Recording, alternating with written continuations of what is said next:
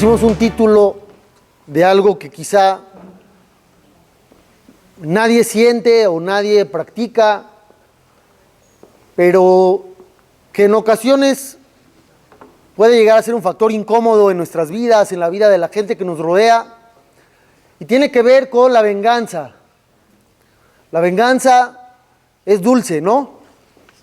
O así acostumbran a decir. ¿Por qué sentimos la necesidad de esa revancha, de esa venganza, cuando alguien ha atentado contra nosotros, ya sea en algo que tenga que ver con nuestra economía o nuestro cuerpo mismo, nuestro honor, nuestra imagen o lo que fuera? La Torá claramente nos dice, lotikom velotitor. No solamente no te puedes vengar, no puedes guardar rencor, no puedes tener en el corazón sentimientos negativos hacia la persona que te ha causado daño. Sabemos que eso existe, es un versículo en la Torá, y tenemos la firmeza absoluta en nuestra fe de que esto es 100% un requisito de Dios, una exigencia hacia nosotros. La pregunta es si esto es posible o no. ¿Cómo puedes no tener rencor? ¿Cómo puedes no querer vengarte de esa persona que te ha hecho daño? Puede ser en proporciones pequeñas o grandes, y la Torá lo prohíbe de igual manera. ¿Cómo puede ser que Dios nos esté pidiendo algo que aparentemente está más allá de todas nuestras posibilidades? En la Guemará hay un caso que lo hemos platicado aquí en varias ocasiones, donde nos cuenta sobre Rab, este jajam que le decían Rab, se llamaba Abba, le decían jajam porque era el más grande de su época, que tenía una esposa que lo hacía sufrir y en todo le llevaba la contraria, y si le decía quiero comer A, le hacía B, y si le decía quiero comer B, le hacía A. Ese es el ejemplo del Talmud de una mala esposa. ¿Quién será peor? ¿La que le dice no te voy a hacer de cenar? ¿O la que le dice, a ver mi vida, ¿qué quieres? Y él le dice quiero de carne y le hace de leche. ¿Cuál será peor? ¿La que no le hace nada? ¿O la que le hace algo que no quiere? La Guemará dice es peor la que le hace lo que no quiere. La que no le hace de cenar, de comer, tiene un problema de actitud. Ella no quiere hacerle de cenar a su marido, está cansada, o piensa que él se puede hacer solo. Está bien, tendrá sus motivos. La otra ya le está haciendo, pero le hace exactamente lo que no quiere. Eso es peor. ¿Qué tan peor? Dice la Guemará, sobre ella dice el versículo que la mujer es más amarga que la muerte. Así como va. Así dice la Guemará. El Talmud continúa y nos dice que hubo una época donde el jajam pensó que su esposa había cambiado. Le decía quiero A y le hacía A. Quiero B y le hacía B. Pero al final salió que no había cambiado. El hijo del jajam era el que llevaba el recado. El jajam le decía a su hijo, dile a tu mamá que quiero A. ¿Qué hacía el hijo? Le decía, mi papá quiere cenar B. Entonces la esposa le hacía A. Y llegaba al final de cuentas el platillo que el jajam quería. Y cuando el papá le dijo a su hijo, mira tu mamá, qué buena, ha cambiado, el hijo le confesó la verdad. Le dijo, no es que ella ha cambiado, sino que yo cambio el mensaje. Entonces el jajam le dijo, gracias, pero no sigas mintiendo a mi favor, porque en el futuro te vas a acostumbrar a mentir. No quiero que mientas, no cambies. Yo digo A, dile A, y si me hace B, pues ya ni modo, ¿no? Ya ni modo. El jajam estuvo viviendo así, con razón o sin razón. ¿Tenía él que aguantar eso? Ese desprecio. Tenía que aguantarlo todos los días. Entonces, ¿por qué el jajam no tomaba cartas en el asunto? ¿Cuál es la razón buena? Si llega la esposa y te maltrata, y te maltrata, y te maltrata, cuando llega el principio del mes, ¿qué haces? Como marido, le dices, no te voy a dar tu dinero, ¿no? Tu gasto. ¿Por qué no te lo voy a dar? Pues porque tú me estás también maltratando, te la voy a hacer cardíaca, te la voy a hacer complicada. ¿O no le suena familiar ese modus operandi? Una vez vino una pareja conmigo, dentro de todo salió que cada vez que discutían y se peleaban, él le quitaba las llaves de la camioneta. Así, caso real. O sea, ¿cómo te mueves hoy? No sé. Yo me llevo las llaves de la camioneta porque yo te la compré y como estamos enojados, no hay camioneta. La locura. Y le quitaba la tarjeta y esto y el otro. Alguien que actúa de esa manera, vengativa, es una persona deficiente de sus facultades mentales, es un malvado o es una persona común reaccionando ante una realidad ante la que se siente agredido. ¿Cuál de las tres? ¿Es una reacción exagerada? Bueno, yo no les conté qué hacía ella en contra de él. Nada más les conté la reacción de él. Pero alguien que reacciona queriendo volver a darse su lugar, ¿es una persona que piensa mal? ¿Es un malvado? ¿O es un ser humano promedio? Es un ser humano normal. Cuando tú ves que estás siendo agredido, sobajado, sientes esa necesidad de volver a demostrar que tú vales, que eres algo. ¿Qué haces cuando un coche se mete en tu carril? Así, delante de ti, se mete. Te enojas y luego sientes la necesidad de rebasarlo y quedártele viendo. Número uno, para ver quién es, aunque es irrelevante, quien sea, porque vives en un país con 120 millones de habitantes. No vas a conocerlo seguramente, pero igual te lo vas a quedar viendo. Y luego, quizá es probable que quieras rebasarlo tú también. Es una reacción natural, sí señores. Y la Torá la prohíbe. El jajam, cuando era agredido noche a noche, día tras día, por su esposa, no se vengó de ella. ¿Cómo puede ser? Un ser humano normal hubiera tomado venganza. ¿Por qué no se vengaba? ¿Solamente porque la Torá lo prohíbe? Una prohibición, así como va, ¿es suficiente para que cambie toda nuestra personalidad? Si yo te digo, está prohibido enojarte, ¿ya no sientes enojo? ¿Ya cambiaste por completo? No, tiene que haber algo más. La Torá lo prohíbe, sí, ok. Pero ¿cómo le hago para que eso funcione dentro de mi persona? Todos sabemos que el primer Bet Hamikdash, el primer templo sagrado de Dios, se destruyó debido a que Dios estaba molesto con su pueblo porque cometían los peores pecados que hay. ¿Cuáles son los peores? Asesinato, adulterio e idolatría. 70 años más tarde, esos tres errores aparentemente fueron reparados.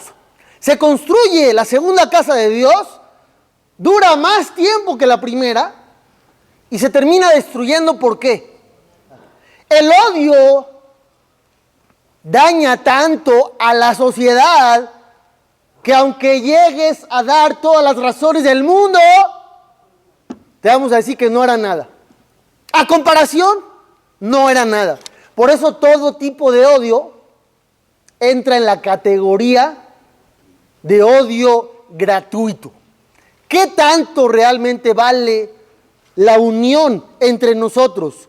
¿Cuántas veces, pregunta de cultura general, cuántas veces una pareja en promedio se pelea por mes?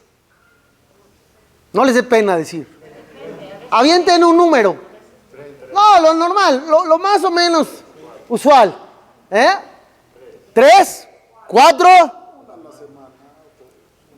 1, 2 a la semana.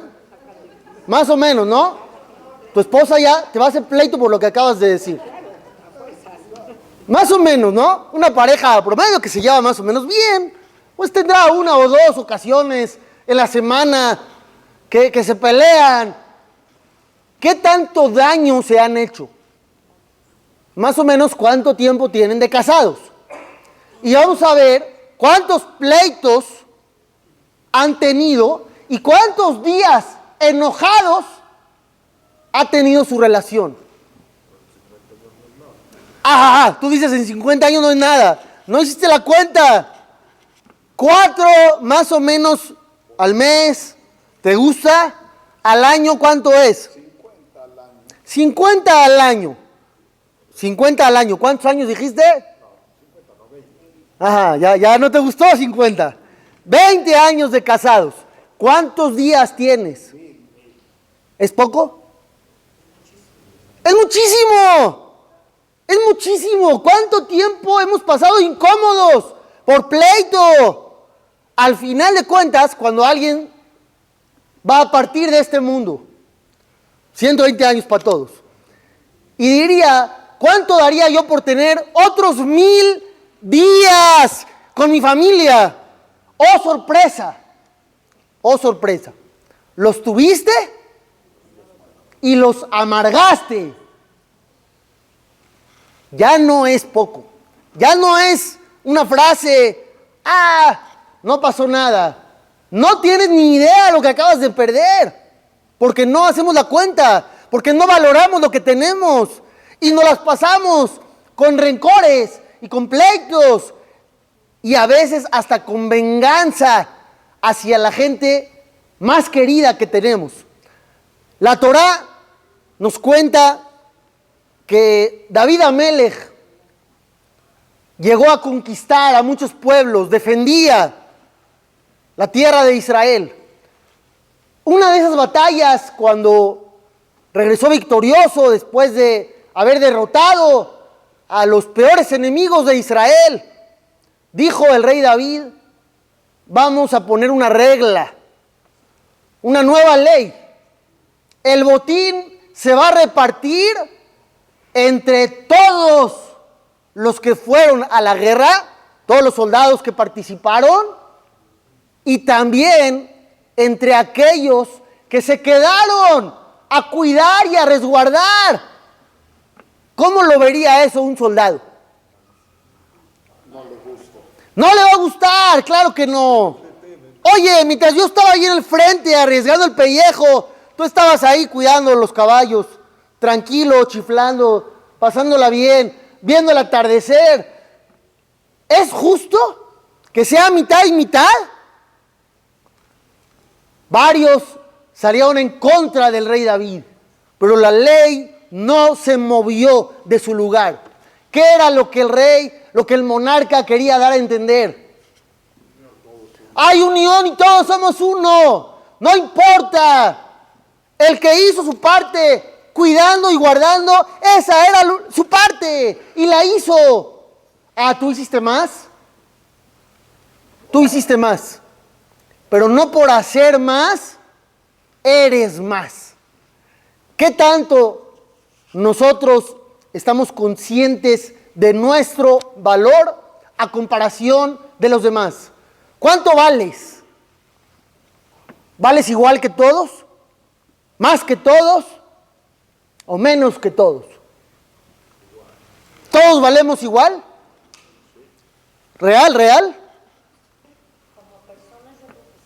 Baruch atah Adonai Eloheinu melech haolam she'akol niyah b'dvaro. Vamos a suponer que está Albert Einstein. ¿Cuántos Einstein ha habido en la historia? 1. ¿nosotros hemos aportado a la humanidad lo mismo que él? No. Si hubiera un proyecto para llevar vida a Marte, ¿a quién llevarían? ¿A él o a nosotros? A él. Para la sociedad, ¿él vale más? Sí, claro que vale más. ¿En nuestros ojos él vale más? También sí. ¿Estamos en lo correcto? No, no estamos en lo correcto. ¿Qué dice la Torá? Si hay enemigos rodeando una ciudad y dicen, entréguenos a uno y dejamos a todos en paz, o si no aceptan, entramos y matamos a todos. ¿Qué dice la ley de la Torá? No entregas a nadie. Pero es ilógico. Sacrifica a uno en vez de a miles. No. ¿Por qué no? Porque todos valemos igual. ¿Cuándo realmente perdemos valor? Cuando pensamos que valemos más. La Mishnah en Masejet Avot dice, Im en ani li, mi li. ¿Qué quiere decir eso? Si yo no me preocupo por mí, nadie lo hará. Yo tengo que ver por mi superación. Ukeshani leatzmi, pero cuando yo veo por mí, ma ani, ¿qué soy yo? ¿Qué te está diciendo la Mishnah? ¿Qué dicen los Jajamim? Por un lado, vales mucho y tienes la responsabilidad de avanzar. Por otro lado, no somos nada ni nadie. No te vayas a creer de más. Hay uno de los relatos más increíbles que ustedes pueden leer, que lo trae el Talmud Yerushalmi, nada más para que se den una idea de hasta dónde llega esto. Cuenta el Talmud Yerushalmi que una vez un sabio llamado Rabbi Zerah llegó a Eretz Israel, él era de Babel, migró a Israel y fue a comprar carne debido a que estaba muy débil después de un procedimiento médico. Llegó a la carnicería y preguntó, ¿cuánto cuesta un kilo de carne? La respuesta, inaudita, lo que le dice aquí. Le contesta el carnicero, son 50 pesos y un golpe con este fierro. Es lo que cuesta. ¿Quieres comprar? ¿Sí o no? 50 pesos y un golpe. Y te doy tu kilo de carne. Nunca los han tratado tan mal en la carnicería. O sea, si ustedes se han quejado del servicio y el tiempo de espera, acuérdense de este caso. Llega Rabbi Zerah el Jajam y dice, ¿cómo? ¿Me vas a dar un golpe? Te pago 60 y perdóname el golpe. Le dice el carnicero, no. Bueno, te doy 80, 90, 100. ¿Qué dijo el carnicero? No. ¿Con quién estamos hablando? Con el peor ser humano de la historia. Valía 50, te están dando el doble. No le pegues al cliente. ¿Estás mal o qué? No aceptó. Le dice Rabbi Zerah, pues ya ni modo. Necesito la carne. Le pagó y le dieron el golpe.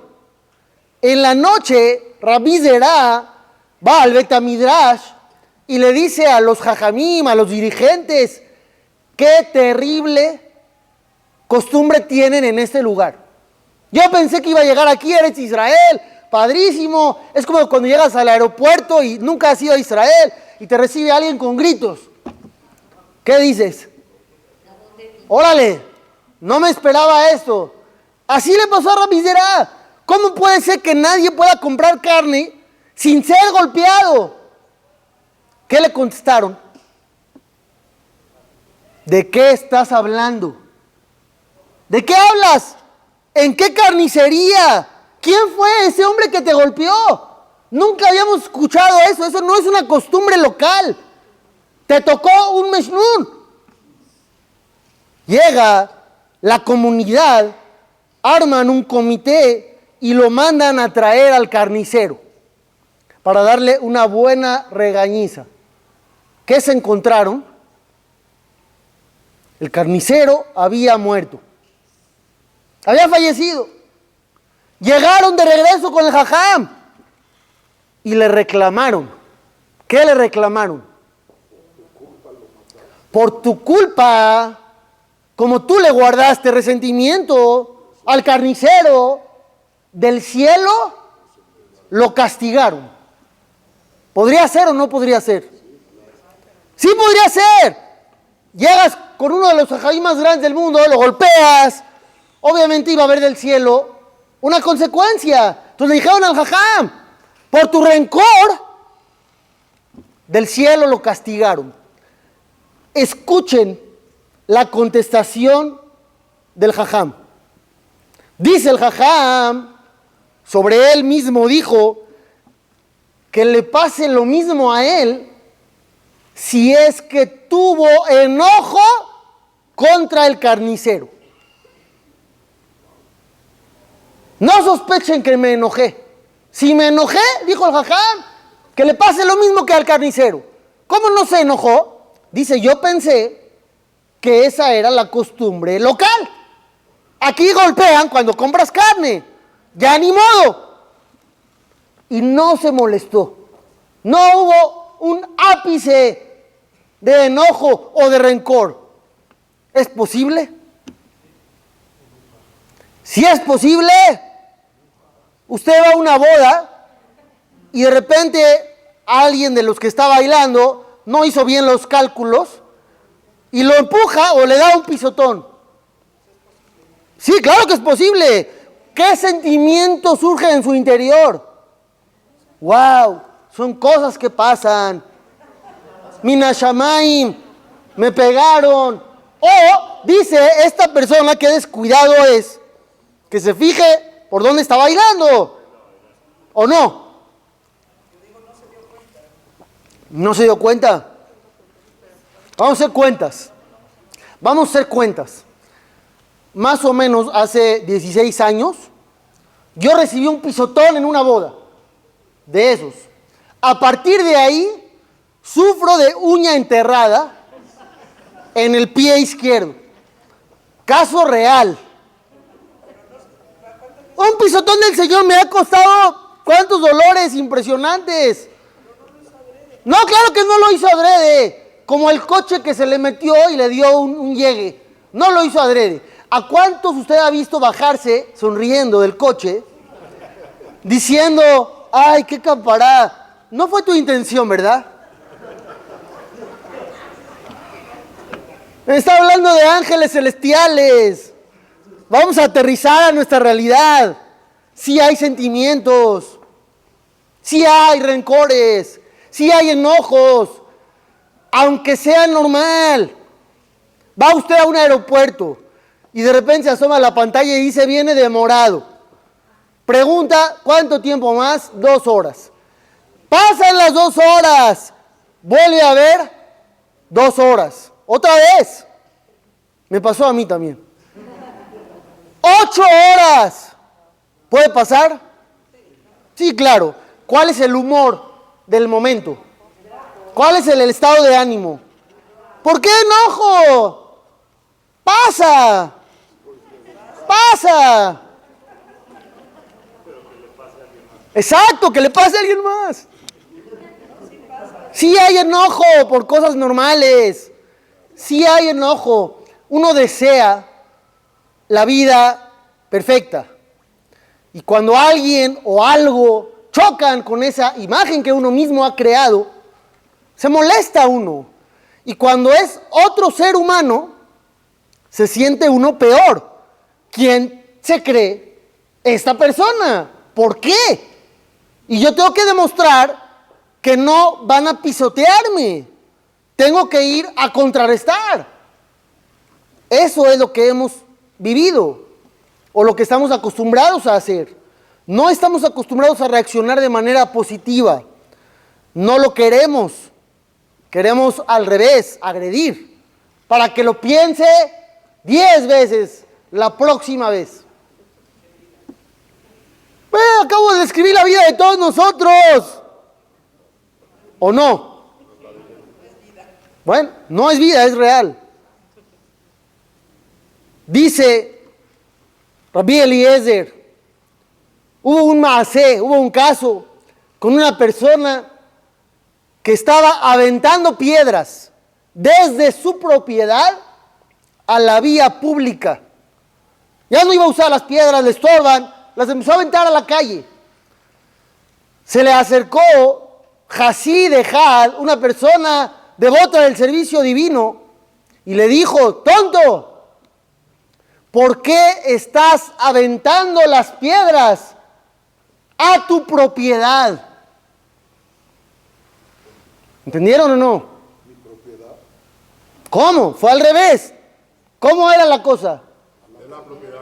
Él de su propiedad la está aventando a la vía pública. Llegó este jajam y le dijo: ¿por qué estás aventando las piedras a tu propiedad? Este hombre reaccionó y se burló y le dijo: ¿tú me estás diciendo tonto a mí? ¿Qué no ves que yo estoy en mi propiedad aventando las piedras a la vía pública? Y tú me estás diciendo que las estoy echando a mi propiedad. El tonto eres tú.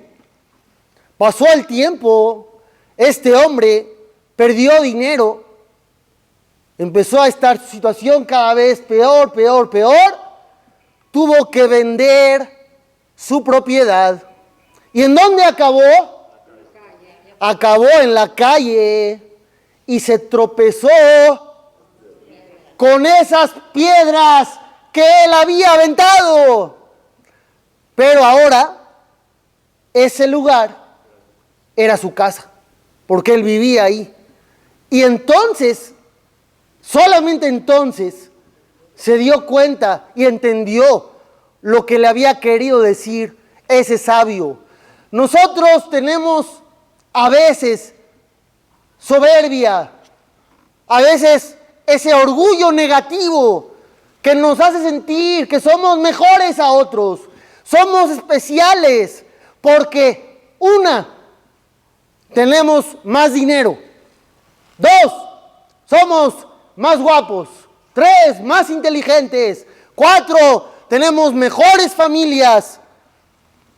Y todo eso que puede cambiar en un abrir y cerrar de ojos. No podemos sentir soberbia ante nada, ante nadie. Tendríamos que conservar esa humildad inicial de cuando Dios nos creó. ¿De dónde fue creado el hombre? De la tierra. Y al final, ¿a dónde va? A la tierra. Un jajam una vez estaba leyendo esto ante el público y alguien dijo: ¡qué terrible tragedia! El hombre al final, después de todo lo que hizo, regresa a la tierra. Le dijo el jajam: ¿por qué tragedia? Si al principio era tierra y al final es tierra, y en medio le dieron chance de hacer cosas, no es una tragedia. Si fuera oro y al final se hace tierra, es una tragedia. El hombre al final regresa a su punto de origen, que es la tierra, de donde vino. ¿Por qué Dios hizo ese sistema? ¿Por qué? Para que no creyeras que eres más. Para que no lleguemos a sentir que somos grandiosos. ¿De dónde vienes? Del polvo. ¿Y a dónde vas? Al polvo. De mientras, Besat Hashem, podemos ser grandes cosas, o podemos desperdiciar nuestro tiempo y nuestros días en rencores, egos y venganza, que al final, en 20 años, o en 30, o en 50, nos vamos a dar cuenta que fue mucho tiempo perdido. No solamente perdido, desperdiciado, amargo, no regresa. Los jajamim hablan acerca del rey Shaul. ¿Qué sabemos del rey Shaul? Primer rey de Israel. duró poco tiempo en el reinado, cometió algunas fallas. El acabose de la historia del rey Shaul, cuando llegó la envidia, los celos hacia un joven que parecía tener una carrera brillante que le iba a quitar lugar. Shaul Amelech, ¿por qué fue rey en un principio? ¿Por qué Dios lo escogió? ¿Por humilde lo escogieron? Llega el Midrash y dice, ¿por qué el rey Shaul fue elegido? Porque su abuelo tenía un mérito especial. No era suficiente que Shaul era bueno y que Shaul era humilde. No, el mérito de su abuelo le ayudó. ¿Qué hacía su abuelo?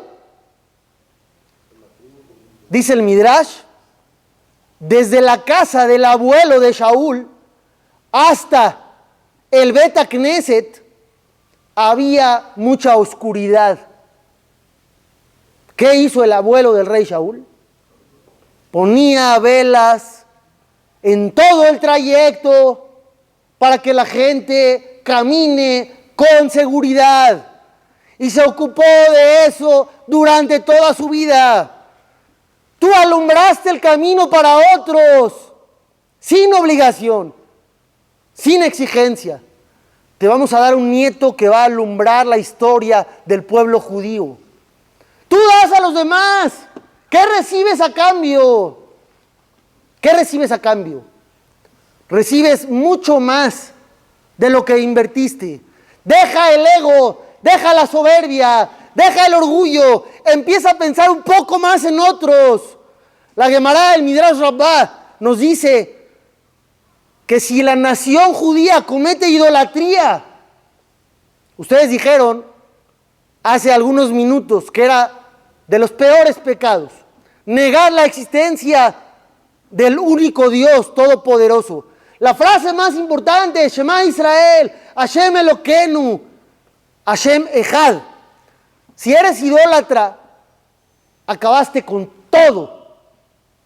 Dice el Midrash, si el pueblo judío comete idolatría en forma masiva, pero hay paz entre ellos, dice Dios, no puedo castigarlos.